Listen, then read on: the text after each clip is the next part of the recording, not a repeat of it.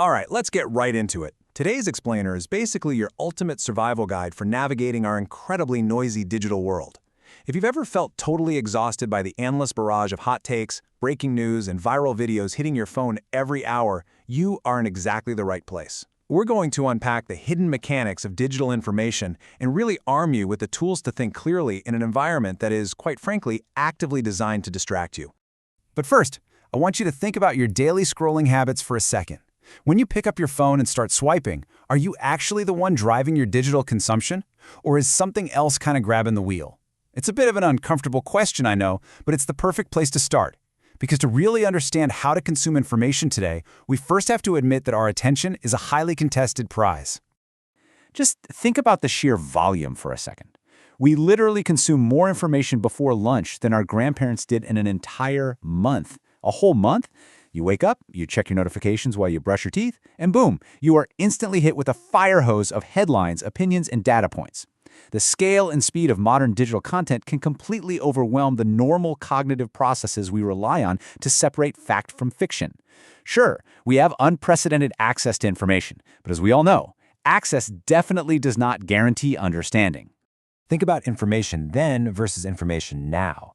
Back in the day, a printed encyclopedia or daily newspaper had a visible author, a known publisher, and a pretty rigorous editorial process. If you wanted to verify something, the breadcrumbs were right there. Now, we're dealing with viral posts that often have zero markers of where they came from. The information is designed to be consumed and shared in mere seconds, moving way faster than our natural ability to judge it. And that speed totally rewards snap reactions over actual reflection. Okay, let's move into part one. How algorithms shape your feed. This brings us to the invisible machinery running behind every single app you open: engagement optimization. This is exactly why algorithms shape your feed the way they do. Now, algorithms aren't inherently evil, they're just business tools. But social platforms and search engines do not present a neutral view of the world. They present a highly curated slice of reality. Why? Because their actual product is your attention. To keep you on the app so they can serve you ads, they optimize for one specific metric: engagement. They figure out what triggers you, and they prioritize content that's emotionally charged, controversial, or perfectly aligned with your existing beliefs. The algorithm isn't trying to inform you. It is literally trying to provoke a reaction just to keep your thumb moving. Which leads us to your brain on algorithms. We all have a fast brain, right? It's impulsive, reactive, and perfectly susceptible to those dopamine hooks the platforms use.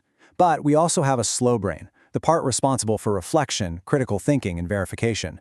The algorithms are built from the ground up to exploit your fast brain. But the really good news here? You can totally outsmart them by consciously forcing your slow brain back into the driver's seat. To do that, though, we have to recognize the traps. Look, persuasion has always existed, but digital platforms have weaponized it with crazy precision. We are dealing with a whole new arsenal of manipulation. We're talking hyper-targeted ads based on our microbehaviors, deepfakes that look entirely real, cherry-picked statistics that completely strip away the context, and headlines that are quite literally engineered to make us angry or terrified.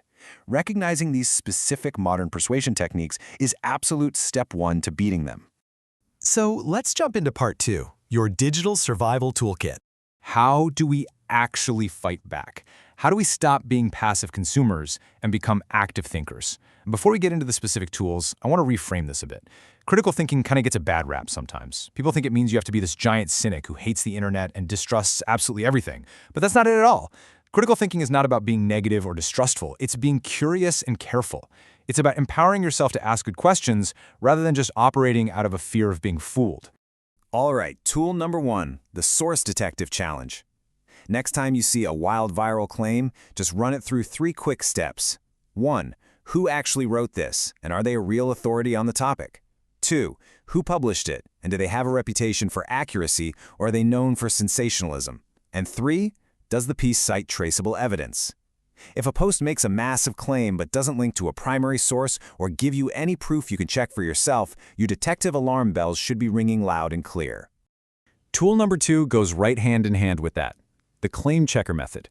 This is a totally mechanical, repeatable skill. First, isolate the specific factual claim being made.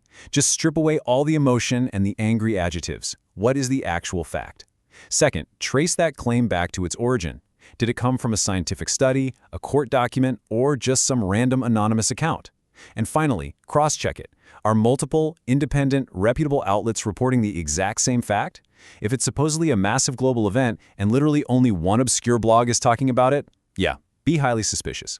Well, let's put this into practice with a little bias mapping. See, even entirely factual reporting involves choices. Imagine two sources covering the exact same event. Source A gives you primary data, but leaves out historical context and uses a super urgent tone to push for immediate action. Source B relies on secondary quotes, leaves out opposing viewpoints, and uses a really calm tone to suggest a wait-and-see approach. The goal here isn't to declare one completely right and the other completely wrong. It's to realize that every source has a frame. Consulting multiple perspectives is literally the only way to see the full, uncropped picture. Now, arguably the biggest piece of this is managing our own reactions. This brings us to your ultimate defense mechanism, the pause before you post. This addresses the emotional side of critical thinking. Before you hit share, just pause and ask yourself, do I know for a fact this is true, or does it just feel really satisfyingly true to me? Have I verified it somewhere else? And most importantly, am I sharing this because it's genuinely accurate information, or simply because it made me feel outraged, validated, or terrified?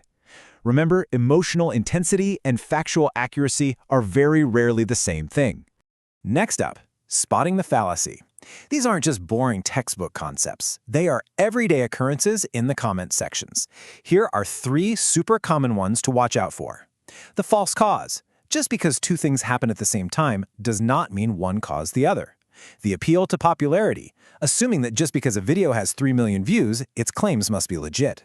And the ad hominem, when someone completely ignores your perfectly valid point and just attacks your profile picture instead. Spotting these logical traps in the wild takes away their power to manipulate you. To wrap up the toolkit, here is your red flags cheat sheet. You can use this literally on your very next scroll. Content with no author? Red flag. All caps outrage headlines? Huge red flag. Statistics that seem way too perfect or don't link out to the raw data.